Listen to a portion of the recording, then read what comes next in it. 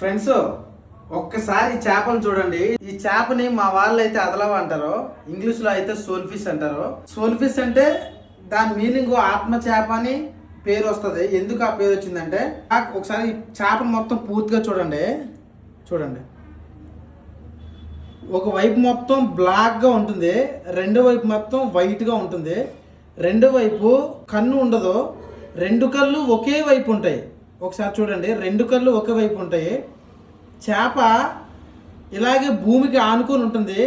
ఈ వైట్గా ఉన్న వైపు ఉంటుంది, పై వైపు మొత్తం మట్టిలో కలిసిపోతుంది. మట్టిలో కలిసి దీని ఆహారాన్ని వేటాడి తింటుంది. అందుకని ఒకవైపు నల్లగా ఒకవైపు తెల్లగా ఉంటుంది. టేస్ట్లో అయితే నిజంగా చెప్తున్నాను, చేప ప్రైస్ కూడా ఎక్కువ ఉండదు. టేస్ట్లో మాత్రం అమేజింగ్ టేస్ట్ అని చెప్పవచ్చు. ఈ చేపలు కానీ మీకు ఎక్కడ దొరికినా అస్సలు వదలొద్దు, చాలా టేస్ట్ ఉంటాయి.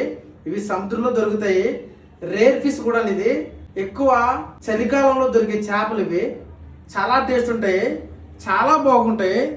చూడండి ఎంత బాగుంటాయి చేపలే. మీరు చూస్తేనే కాదు, తింటే కూడా చాలా బాగుంటాయి. చేప చూడడానికి వెరైటీగా కనిపించినా కానీ చాలా టేస్ట్ ఉంటాయి. ఇలాంటి మంచి మంచి కంటెంట్ కోసం, వీడియోస్ కోసం నా ఛానల్ తప్పకుండా సబ్స్క్రైబ్ చేయండి, మర్చిపోవద్దు. Thank you for watching.